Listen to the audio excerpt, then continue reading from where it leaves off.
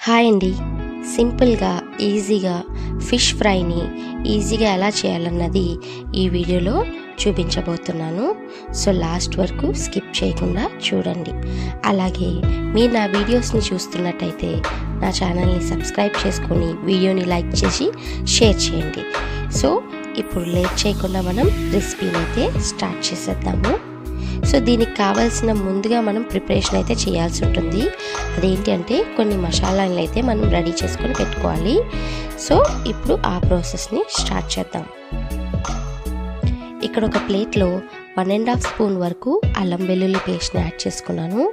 అలాగే 1/2 tea spoon వరకు పసుపు, 2 to 2.5 స్పూన్స్ వరకు కారం వేసుకోండి, అంటే మీ స్పైస్ని బట్టి. అలాగే టేస్ట్కి సరిపడా సాల్ట్, ఇంకా 1 టీ స్పూన్ వరకు ధనియాల పౌడర్ని యాడ్ చేసుకోవాలి. అలాగే ఒక 1 టీ స్పూన్ వరకు జీరా పౌడర్ని కూడా యాడ్ చేసుకోవాలి. అలాగే ఇప్పుడు ఇందులోకి ఒక 1/2 టీ స్పూన్ వరకు గరం మసాలాని అయితే యాడ్ చేస్తున్నాను. ఇవన్నీ యాడ్ చేసిన తర్వాత ఇప్పుడు ఇందులోకి సగం నిమ్మబద్దని యాడ్ చేసుకోవాలండి, అంటే నిమ్మ జ్యూస్ని యాడ్ చేసుకోవాలి. అలాగే ఒక 2 స్పూన్స్ వరకు ఆయిల్ని కూడా ఇందులో యాడ్ చేసుకోవాలి. ఈ విధంగా అన్నీ యాడ్ చేసిన తర్వాత ఇప్పుడు ఇదంతటినీ కూడా బాగా మిక్స్ చేసుకోవాలి. ఈ మసాలా అంతా కూడా కలిసేలాగా ఒక ముద్దలాగా చేసుకోవాలి. నేను చూపించిన విధంగా ఇలా మనం మసాలానైతే ప్రిపేర్ చేసుకోవాలండి. ఈ విధంగా ప్రిపేర్ చేసిన తర్వాత ఇప్పుడు మనం చేప ముక్కలకి ఈ మసాలానైతే నేను చూపించిన విధంగా అప్లై చేసుకోవాలండి.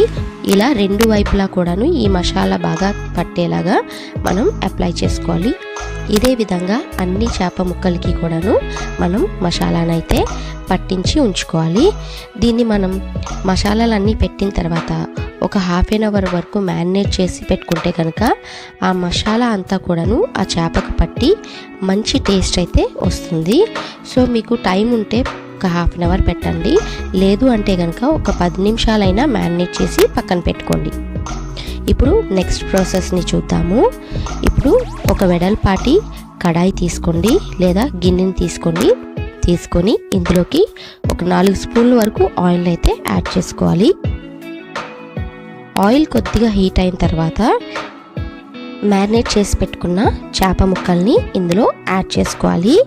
ఇవన్నీ కూడా మనం లో ఫ్లేమ్లో మాత్రమే ఫ్రై చేయాలండి.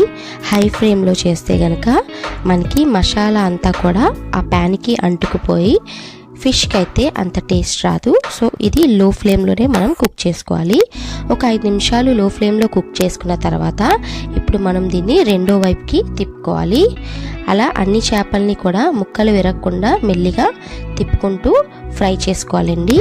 ఇది కూడా ఒక 5 నిమిషాలు ఫ్రై అయిన తర్వాత ఇంకొకసారి మళ్ళీ తిప్పుకొని ఇలాగా మనం లో ఫ్లేమ్లోనే తిప్పుకుంటూ ఉండాలి. అండ్ ఇక్కడ నేను టేస్ట్ కోసం కొన్ని కరివేపాకును కూడా యాడ్ చేస్తున్నానండి. కరివేపాకు వేయడం వల్ల ఆ స్మెల్ ఏదైతే ఉంటుందో చేప ముక్కలకి తగిలి చాలా టేస్ట్ అయితే వస్తుంది. ఒకవేళ మీకు నచ్చకపోతే కనుక దాన్ని స్కిప్ చేసేయచ్చు. ఇలాగా చేపలన్నీ కూడాను లో ఫ్లేమ్లోనే కొంచెం క్రిస్పీగా అయినంత వరకు ఫ్రై చేసుకుంటే ఫిష్ ఫ్రై అన్నది రెడీ అయిపోతుంది.